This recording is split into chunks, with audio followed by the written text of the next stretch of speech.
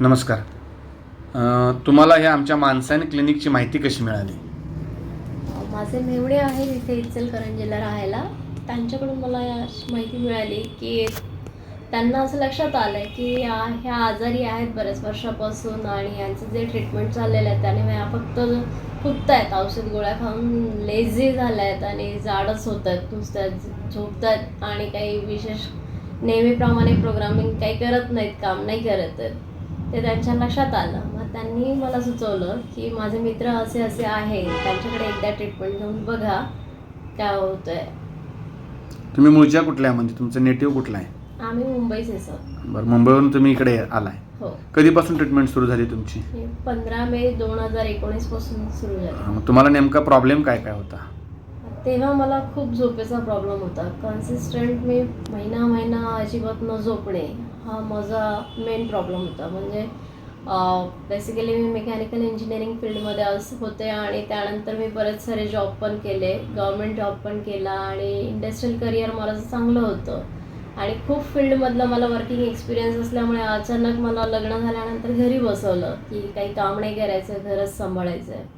मग ते मला काही झेपलं नाही, म्हणजे माझ्या बुद्धीला पटलं नाही ते. आणि ते मला कुठेतरी असं झालं की जबरदस्ती कोणतरी मला ऑपरेट करतं आहे आणि फक्त घर एके घर. आणि मी यापूर्वी कधी संसार प्रपंचाकडे एवढं लक्ष दिलंच नव्हतं आणि फुल टाईम घर करणं म्हणजे काही साधी गोष्ट नाही, ते मला जमणारं कामच नव्हतं. आणि तरी मग पर्याय नसल्यामुळे बरेच वर्ष मला ते करावं लागलं. आणि त्या सगळ्या गोष्टीचा मी वर्कॉलिक आहे आणि वर्किंग एक्सपिरियन्स एवढा चांगला असताना चांगल्या पोझिशनवरून डायरेक्ट घरकाम म्हणजे खूपच माझं डिमॉलिशन झाल्यासारखं झालं. मग ते कुठेतरी माझ्या बुद्धीला अजिबातच पटत नव्हतं. मग ते रोज थोडं माझ्या डोक्यामध्ये ते साचत जायचं आणि ह्या सगळ्या गोष्टींचा उद्रेक झाला की मग मला थोडेसे लोकांना असं वाटतील की ते मेंटली अटॅक्स असतील वगैरे, पण त्या पद्धतीने मला त्रास होत होता. आणि मग घरच्यांना असं उद्रेक झाला की लगेच घरचे ॲडमिट करायचे, हॉस्पिटलाइज करायचे. तेवढे 8-15 दिवस, महिनाभर, बराच वेळा मी 4-5 वेळा हॉस्पिटलाइज झालेले आहे सेम कारणाने. पण ते कोणाच्या लक्षातच नाही आलंय की मानसिक पण आजार असू शकतात आणि माणसाच्या मनाप्रमाणे नाही झालं, त्याच्या इच्छेच्या विरुद्ध त्याला प्रवाहाविरुद्ध लाईफ सफर करायला सांगितल्यानंतर त्याच्या मनावर किती परिणाम त्या गोष्टीचा खोल होतो हे लक्षात नाही येत सहसा कोणाच्या. इनफॅक्ट माझ्या स्वतःच्या सुद्धा ह्या सगळ्या गोष्टी लक्षात नव्हत्या आहेत. मला जाणवत होतं की हे आपण करतोय हे चुकीचं आहे, आपल्याला पटत नसतानाही करतोय, पण माझ्याकडे दुसरा पर्याय नव्हता. मग आपल्या ट्रीटमेंटपूर्वी तुम्हाला किती गोळ्या चालू होत्या? मी जवळजवळ माझा 2,500 ते 3,500 mg वन टाइम माझा गोळींचा डोस होता. तो मी दिवसातून 2 वेळा मला कंपल्सरी खावा लागायचं आणि त्या गोळ्या खाल्ल्या की असं रिॲक्शन व्हायचं की मी विदिन 40 मिनिट्समध्ये मी झोपून जायचे. म्हणजे मी जर काही काम करत असेल, किचनमध्ये उभं राहून पोळी जरी बनवत असेल, त्या 40 मिनिट्सच्या नंतर मी तिथे पडणार, ती पोळी तिथेच राहणार आणि मी किचन कट्ट्यावरच पडणार, अशी माझी अवस्था होती. आता सध्या तुम्ही ॲब्सोल्युटली नॉर्मल आहे, एकही गोळी खात नाही नाही. ह्या ट्रीटमेंटमुळे? जवळपास माझी 2019ला मेमध्ये ट्रीटमेंट चालू झाली, त्यानंतर 7 महिन्यानंतर. नमस्कार. तुम्हाला ह्या आमच्या मानसाने क्लिनिकची माहिती कशी मिळाली? माझे मेवणे आहेत इथे इचलकरंजीला राहायला. त्यांच्याकडून मला माहिती मिळाली की त्यांना असं लक्षात आलं आहे की ह्या आजारी आहेत बऱ्याच वर्षापासून आणि यांचं जे ट्रीटमेंट चाललेलं आहे त्याने ह्या फक्त खुपत आहेत, औषध गोळ्या खाऊन लेझी झाल्या आहेत आणि जाडच होत आहेत, नुसत्या झोपत आहेत आणि काही विशेष नेहमीप्रमाणे प्रोग्रामिंग काही करत नाहीत, काम नाही करत आहेत. ते त्यांच्या लक्षात आलं. मग त्यांनी मला सुचवलं की माझे मित्र असे असे आहेत, त्यांच्याकडे एकदा ट्रीटमेंट घेऊन बघा काय होतं आहे. तुम्ही मूळच्या कुठल्या आहे, म्हणजे तुमचं नेटिव्ह कुठलं आहे? आम्ही मुंबईचे सर. बरं, मुंबईवरून तुम्ही इकडे आलाय. हो. कधीपासून ट्रीटमेंट सुरू झाली तुमची? 15 मे 2019 पासून सुरू झाली. मग तुम्हाला नेमका प्रॉब्लेम काय काय होता? तेव्हा मला खूप झोपेचा प्रॉब्लेम होता. कन्सिस्टंट मी महिना अजिबात न झोपणे हा माझा मेन प्रॉब्लेम होता. म्हणजे बेसिकली मी मेकॅनिकल इंजिनिअरिंग फील्डमध्ये होते आणि त्यानंतर मी बरेच सारे जॉब पण केले, गव्हर्मेंट जॉब पण केला आणि इंडस्ट्रियल करिअर माझं चांगलं होतं आणि खूप फील्डमधलं मला वर्किंग एक्सपिरियन्स असल्यामुळे अचानक मला लग्न झाल्यानंतर घरी बसवलं की काही काम नाही करायचं, घरच सांभाळायचं आहे.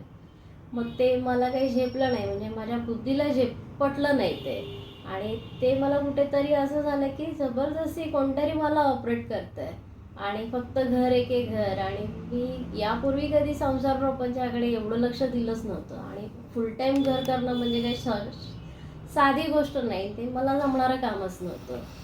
आणि तरी मग पर्याय नसल्यामुळे बरेच वर्ष मला ते करावं लागलं.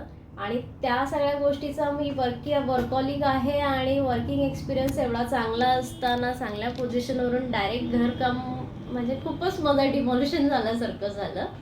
मग ते कुठेतरी माझ्या बुद्धीला अजिबातच पटत नव्हतं. मग ते रोज रोज थोडं थोडं थोडं थोडं माझ्या डोक्यामध्ये ते साचत जायचं. आणि ह्या सगळ्या गोष्टींचा उद्रेक झाला की मग मला थोडेसे लोकांना असं वाटेल की ते मेंटली अटॅक्स असतील वगैरे, पण त्या पद्धतीने मला त्रास होत होता. आणि मग घरच्यांना असं उद्रेक झाला की लगेच घरचे ॲडमिट करायचे, हॉस्पिटलाइज करायचे.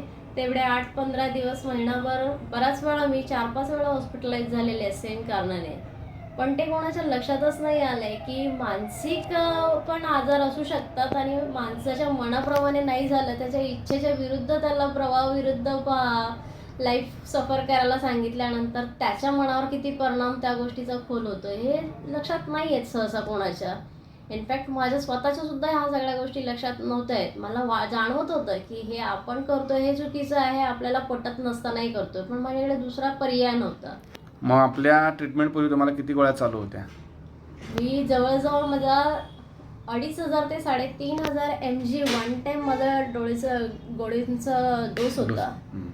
तो मी दिवसातून 2 वेळा मला कंपल्सरी खावा लागायचा. आणि त्या गोळ्या खाल्ल्या की असं रिॲक्शन व्हायचं की मी विदिन 40 मिनिट्समध्ये मी झोपून जायचे. म्हणजे मी जर काही काम करत असेल, किचनमध्ये उभं राहून पोळी जरी बनवत असेल, त्या 40 मिनिट्सच्या नंतर मी तिथे पडणार, ती पोळी तिथेच राहणार आणि मी किचन कट्ट्यावरच पडणार, अशी माझी अवस्था होती. आता सध्या तुम्ही ॲब्सोल्युटली नॉर्मल आहे, एकही गोळी खात नाही नाही. ह्या ट्रीटमेंटमुळे? जवळपास माझी 2019ला मेमध्ये ट्रीटमेंट चालू झाली. त्यानंतर 7 महिन्यानंतर जवळपास 1 वर्षभरात माझ्या सगळ्या गोळ्या बंद केल्या मी स्ट्रिक्टली. आज मला 3 वर्ष झालं मी एकही गोळी न खाता व्यवस्थित झोपू शकते. बरं. तुमचे म्हणजे पूर्ण तुम्हाला बॉडीचा सगळा जो लेझीनेस होता तो पूर्ण गेला, हो. शरीर तरतरीत झालं सगळं. ही ट्रीटमेंट आपली कुठली आहे ती जरा लोकांना सांगा, आपण काय करतो? याला म्हणतात की हिप्नोटिझम असं म्हणतात, मराठीमध्ये संमोहन शास्त्र. याच्यामध्ये कसं असतं, माणसाला बाहेरून औषध गोळा प्रोव्हाइड न करता त्याच्या फक्त मेंदूवरती काम केलं जातं, ज्याला कॉन्शियस माइंड म्हणतात. त्याला आपण सूचना देतात डॉक्टर्स, आपल्याला पूर्णपणे झोपवून फक्त ते आपल्या मेंदूवर काम करण्यासाठी आपल्याला तेवढा कॉन्शियसनेस आपल्यामध्ये ठेवतात. आणि ते तेव्हा आपल्याला तेवढा सर्टन 40 मिनिट्सच्या पिरियडमध्ये ते आपल्या फक्त मेंदूवर वर्कआउट करतात. त्याला पॉझिटिव्ह सूचना देतात आणि त्या सूचनांचा परिणाम आपल्या मेंदूवरती चांगला होतो.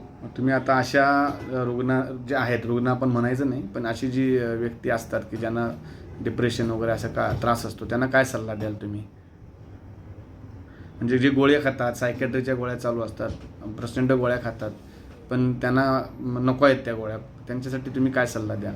नाही, मला तर माझ्या सायकॅट्रिस्टने सांगितलेलं. आणि मी मुंबईचे क्लास 1 टॉप क्लास गोल्ड मेडलिस्टकडे माझी ट्रीटमेंट चालू होती. त्यांनी तर मला सांगितलेलं यातली एकही गोळी तुम्ही स्किप केलीत तर तुम्ही 2 वर्षामध्येच मराल, असं इथपर्यंत पण सांगितलं होतं त्यांनी.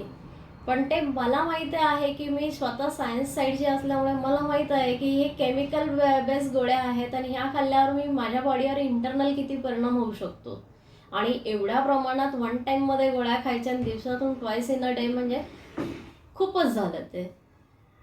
आणि जे आता मुंबईमध्ये राहणारे लोक असो किंवा आणखी पृथ्वीतलावर कुठेही राहो, पण इतके लोकांना प्रश्नच गहन पडले होण्या इतपत विचार तर असतातच प्रत्येकाकडे.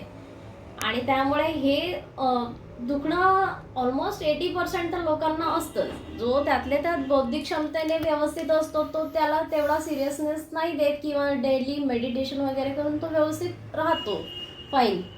पण ज्यांना हे नाही जमत आहे त्यांना अशा प्रकारची ट्रीटमेंट घेणं भागच आहे, त्याच्याशिवाय दुसरा काही पर्याय नाही.